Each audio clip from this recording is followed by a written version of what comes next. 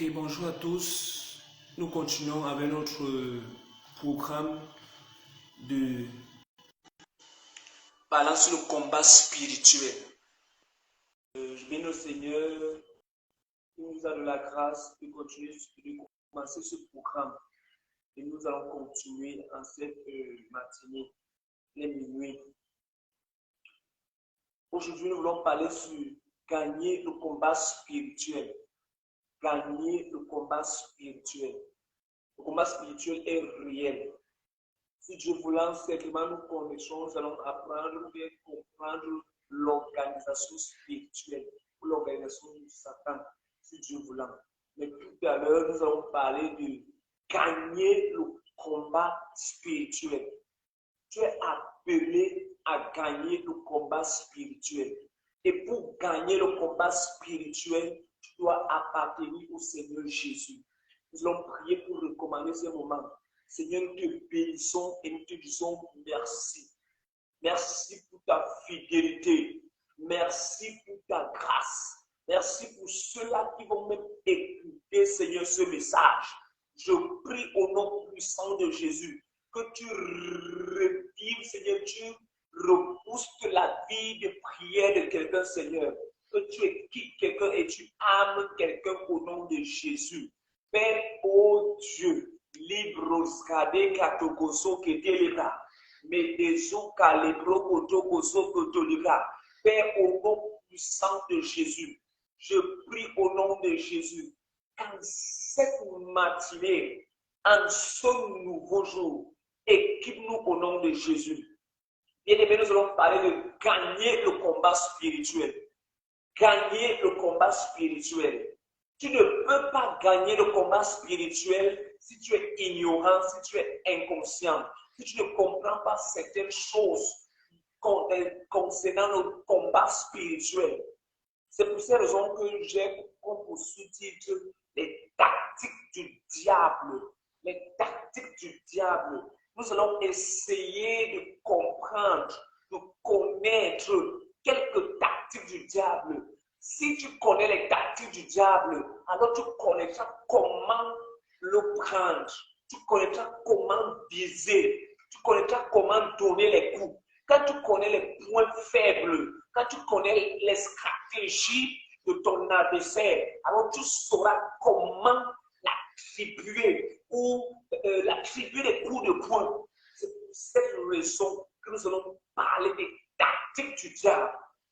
Et le thème déjà que nous voulons traiter, ça c'est un sous-thème. Le thème normalement que nous voulons traiter, c'est gagner le combat spirituel. Et comme sous-thème, nous prenons les tactiques du diable. Nous allons essayer de recenser quelques tactiques du diable. Et d'entre eux, nous allons dire, la première tactique du diable, c'est l'entorse. Qu'est-ce que l'entorse? L'entorse, c'est par exemple une tactique du diable avec laquelle il nous fait croire, il nous laisse croire qu'il n'existe pas. Il te laisse croire qu'il n'existe pas. De telle sorte qu'il y a des situations qui vont t'arriver et toi, tu vas te dire que non, c'est normal.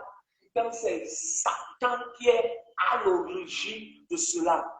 Et il t'amène à comprendre que non, je n'existe pas. Je ne suis pour rien.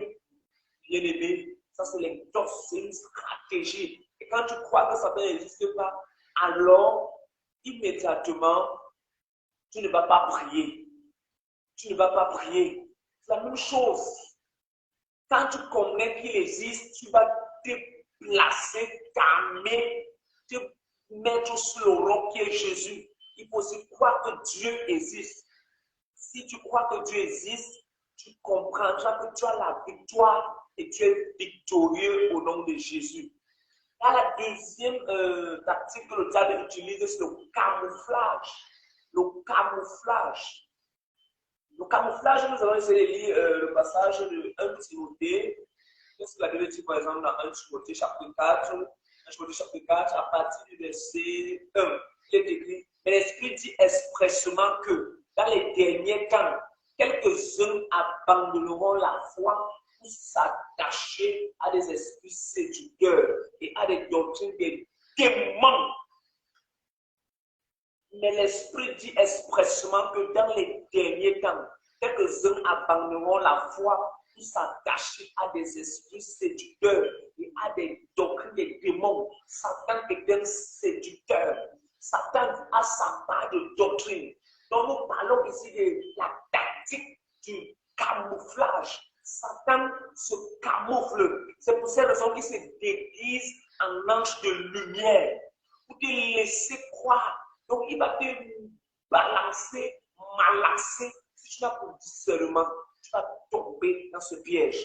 Et il peut amener plusieurs slogans, comme par exemple, n'exagère pas dans ta pénitence, tu vas y laisser ta santé. Par exemple, tu n'as pas besoin de gêner. Tu fais quoi? Tu vas mourir, ainsi de suite. Tu dois manger, tu as besoin de vivre. Ça, c'est une stratégie du diable. Il utilise les slogans comme ça pour nous détruire, nous éloigner de la présence de Dieu, pour nous rendre faibles.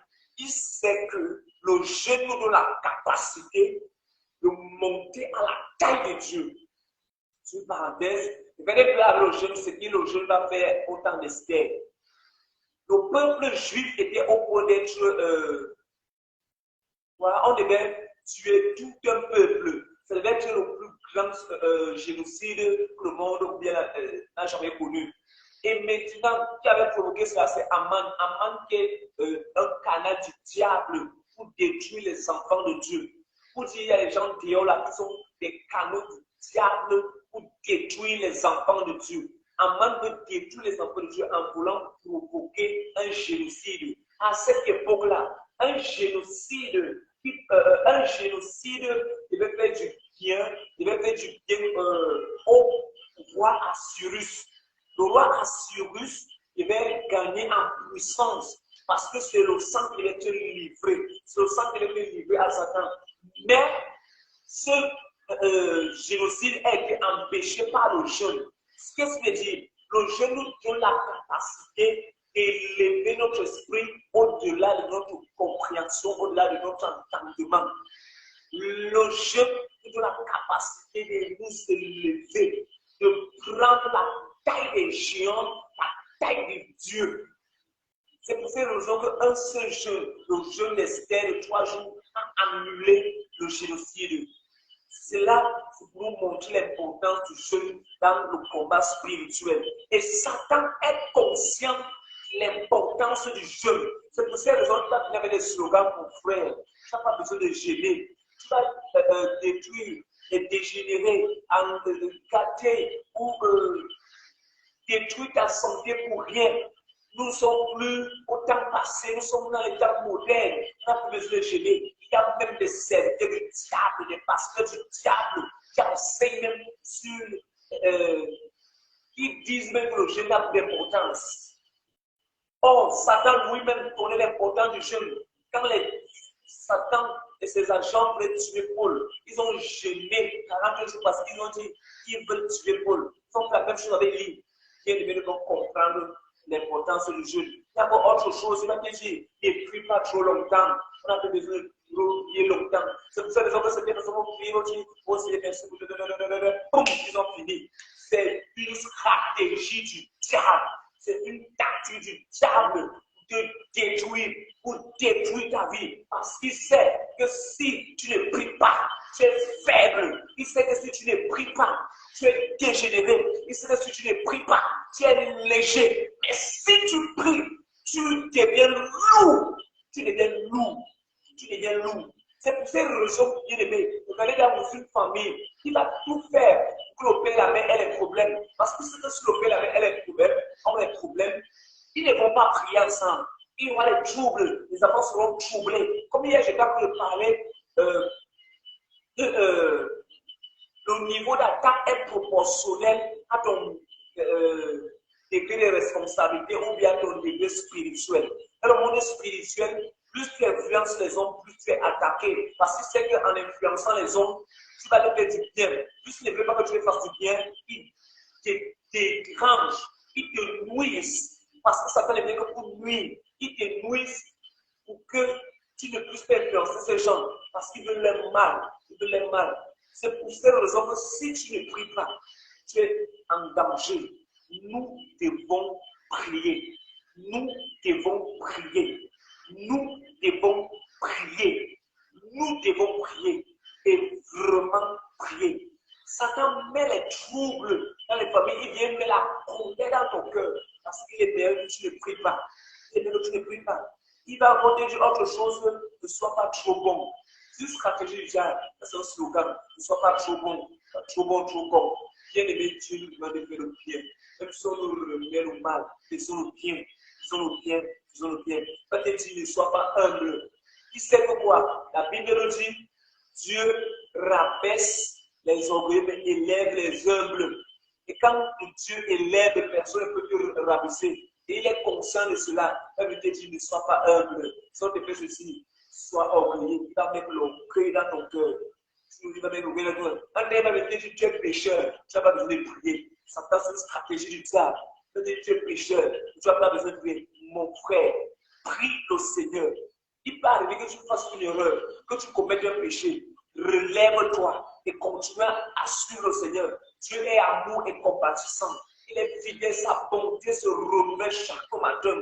Chaque matin pour toi. Chaque matin pour toi. Malgré ton péché, même si ton péché est noir comme la cramoisine, crois que Dieu peut te pardonner. Crois que Dieu est un papa et miséricordieux. Satan aimerait que tu restes attaché dans ce péché jusqu'à partir en enfer.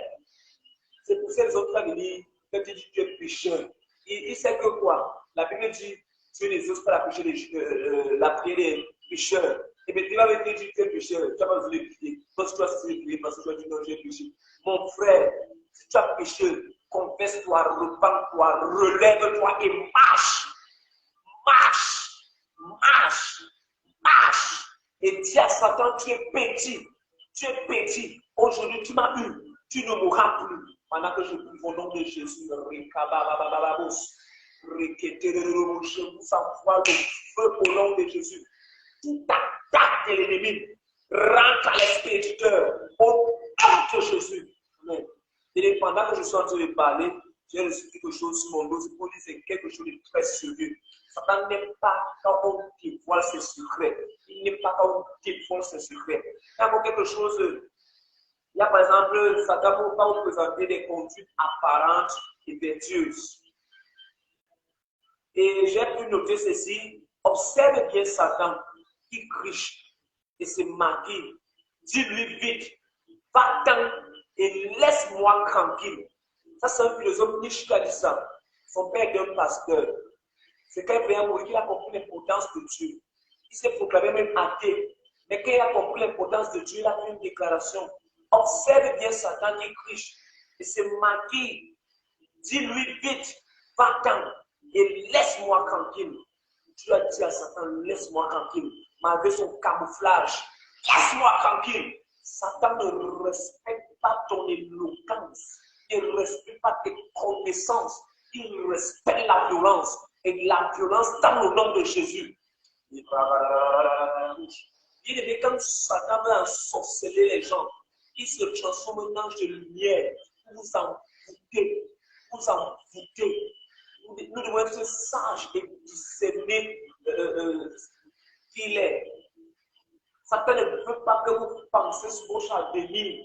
C'est une vérité. Il va vous dire là, il va vous maintenir sur une circonférence.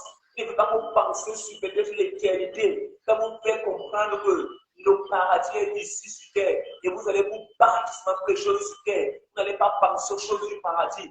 Et c'est ainsi, quand vous mourrez, vous irez en enfer. Parce que vous n'avez pas eu l'idée à penser de l'éternité. Vous n'avez pas pensé qu'il y a un paradis, un lieu que Dieu a réservé pour les justes, ceux qui persévéreront jusqu'à la fin. Et l'enfer est réservé pour ceux qui régneront, ceux qui abandonneront, ceux qui ont refusé Jésus. Il y a une troisième stratégie que le diable utilise, c'est l'anesthésie. L'anesthésie, c'est quoi? Il endort ta conscience au point où, quand tu pêches, tu n'es même plus conscient que tu as péché. Par exemple, tu pêches, oh, les choses que tu refusais dans le passé, il vient te dire non, bois un peu non, fais un peu ceci non, cherche une petite copine non, fais un peu ceci non. C'est une anesthésie. Satan utilise cela pour tuer ton esprit. Pour tuer ton esprit. Nous devons nous lever contre cela et briser les ruses de Satan au nom de Jésus. Il peut utiliser par exemple la mauvaise foi. La mauvaise foi. Il te fait pécher, il te donne les raisons. Et tu vois, comme tu as péché, non. C'est bien mensonge, tu as menti, pour te justifier, pour te sauver. Mon frère, tu dois éviter cela. Une mauvaise foi. Une mauvaise foi. Il y a plusieurs tactiques du diable.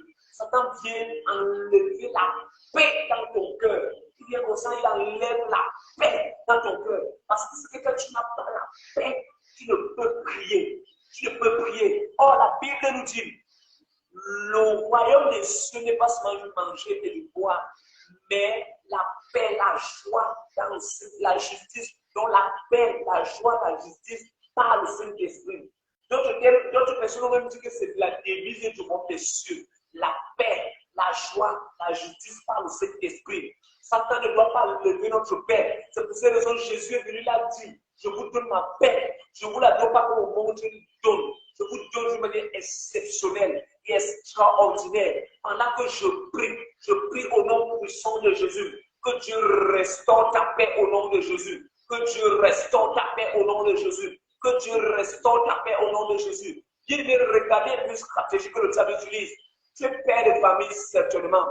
Quand tu es père de famille, Satan sait que si tu as beaucoup d'argent, tu vas nourrir bien ta famille. Il y aura de l'harmonie, il y aura la paix. Les enfants seront heureux, vont bien fréquenter. Et maintenant, pour détruire cela, pour empêcher cela, pour t'amener à être influencé sur ta famille, à devenir vulnérable, il vient, il détruit tes finances, il bloque tes finances. Tu commences à avoir des problèmes financiers. Mais tu dois te lever et prier. Donc, si tu ne pries pas pour cela, tu es en danger. Il sait par exemple que tes études peuvent t'aider. Et grâce à tes études, tu peux évoluer jusqu'à prospérer. Tu peux évoluer jusqu'à prospérer. Au nom puissant de Jésus. Pendant que je parle, il y a comme un signal qui est parti. Je proclame au nom de Jésus. Cela est restauré. Satan, tu es vaincu au nom de Jésus.